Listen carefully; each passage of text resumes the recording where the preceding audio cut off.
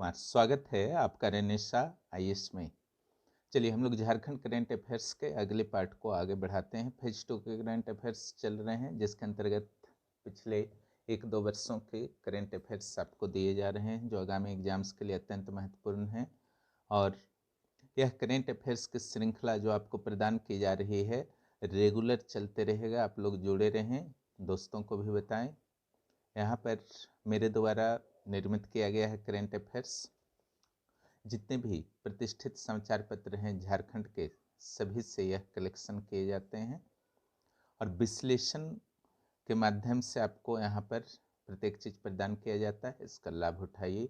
जो भी paid course में जुड़ना चाहते हैं, चाहे जेपीएससी, पीटी मेंस या सीडीपीओ या सीजीएल के पेपर 3, आप 9661163344 पर मुझे मैसेज कर सकते हैं।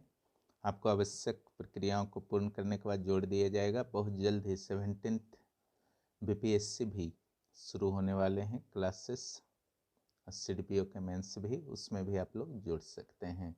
चलिए हम लोग करेंट अफेयर्स को आगे बढ़ाते हैं, जो झारखंड के करेंट अफेयर्स हैं। आज का जो पहला करेंट अफेयर्स है, झारखंड के भोक्ता समुदाय को एससी सूची से, शेड्यूल कास्ट में है भोक्ता समुदाय, वर्तमान में एससी सूची से हटाकर एसटी सूची में डाल दिया जाएगा। ठीक है। जनजातीय मंत्री अर्जुन मुंडा के द्वारा यह बिल प्रस्तुत लोकसभा में किया गया है। राज्यसभा का तो अधिकार है, विधानसभा का तो अधिकार है नहीं, इसलिए लोकसभा में उस समय जो जनजातीय कल्याण मंत्री थे अर्जुन मुंडा, उनके द्वारा किया गया था। अर्जुन मुंडा वर्तमान में जो हैं कृषि मंत्री हैं। संविधान एससी एसटी आदेश संशोधन विधेयक 2022 को राज्यसभा में भी पारित कर दिया गया है। ठीक है।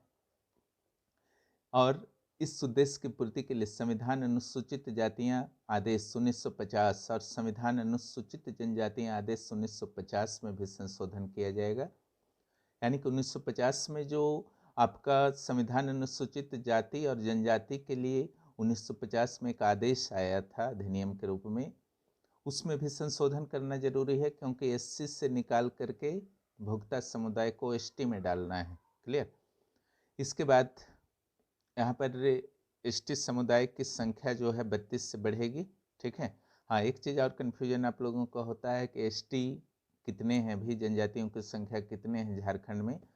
तो जब तक कि सरकार द्वारा कोई भी अधिसूचना जारी नहीं कर दी जाती है, आपको एग्जाम में 32 ही लिखना है, 33 नहीं, जो कि पूरन के नाम पर कहा जाता है। ऐसी गलती मत कीजिएगा, 32 ही आपको लिखना है। चलिए हम लोग आगे देखते हैं। सामान्य रूप से अनुसूचित जनजाति का दर्जा राज्यपाल के सिफारिश पर कैसे दिया जाता है ना। राज्यपाल के सिफारिश पर या स्वयं की इच्छा से, अगर राष्ट्रपति को लगता है कि इससे दर्जा देना चाहिए किसी विशेष समूह का, तो खुद अपनी इच्छा से भी किसी समूह को वह प्रदान कर सकते हैं। ठीक है। आर्टिकल 342 में जनजातियों के संदर्भ में जानकारी दिया गया है कि उन्हें ही जनजाति घोषित किया जाएगा जिनकी कुछ विशेष विशेषताएं होनी चाहिए, जिसका विवरण निम्न है।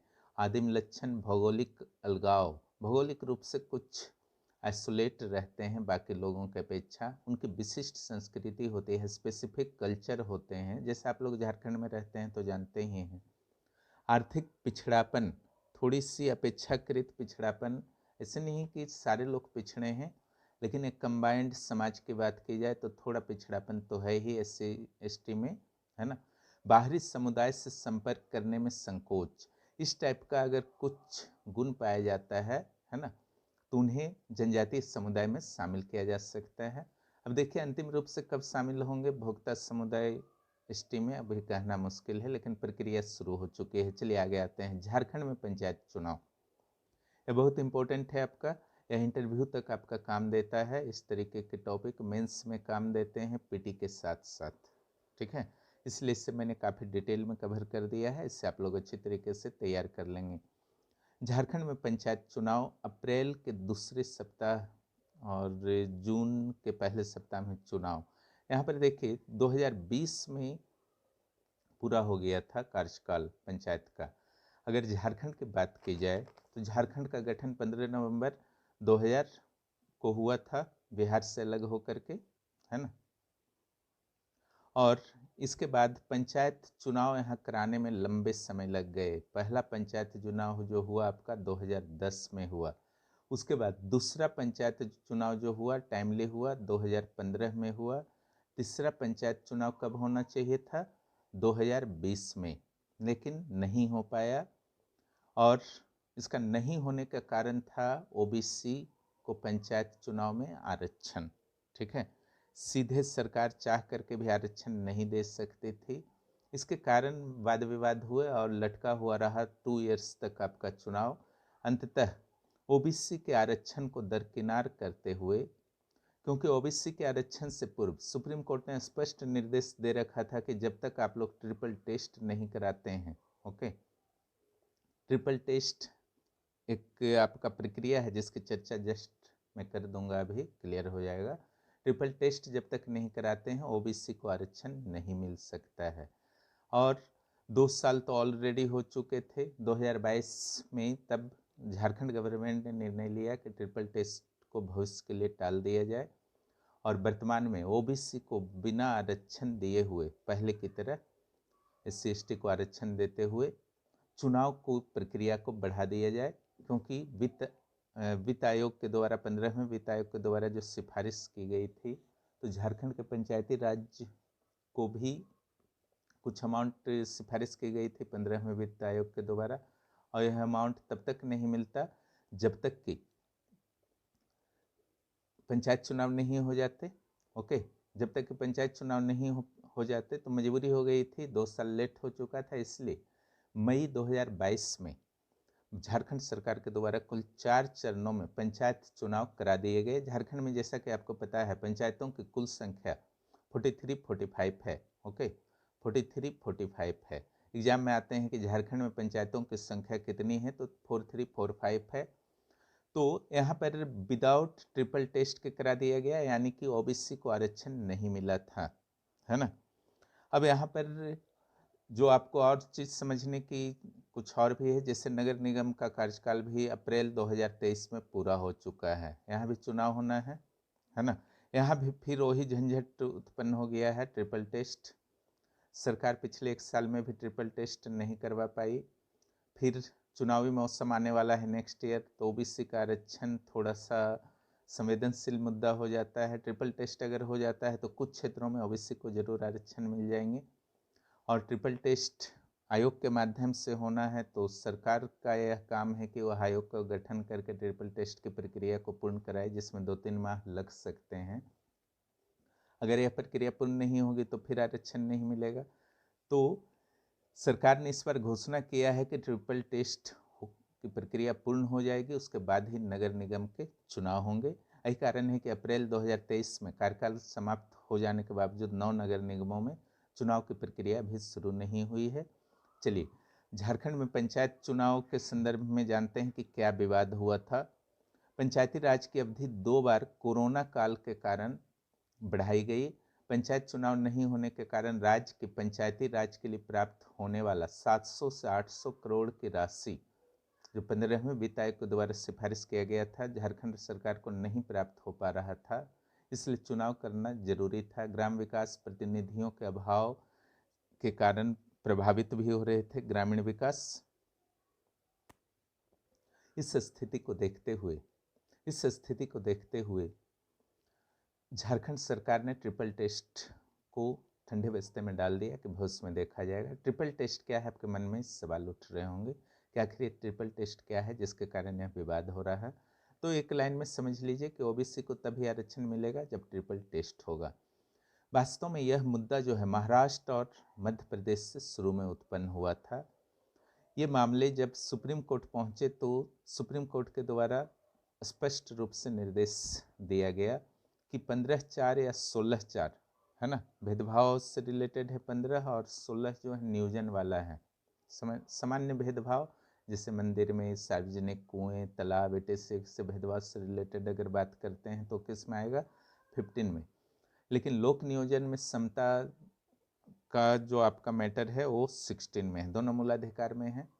तो सुप्रीम कोर्ट का कहना था कि 15 और 16, खास करके 16 में जो नौकरियों वगैरह में आरक्षण था वह दोनों को मिल चुका है, SC/ST के साथ साथ OBC को भी मिल चुका है सभी को।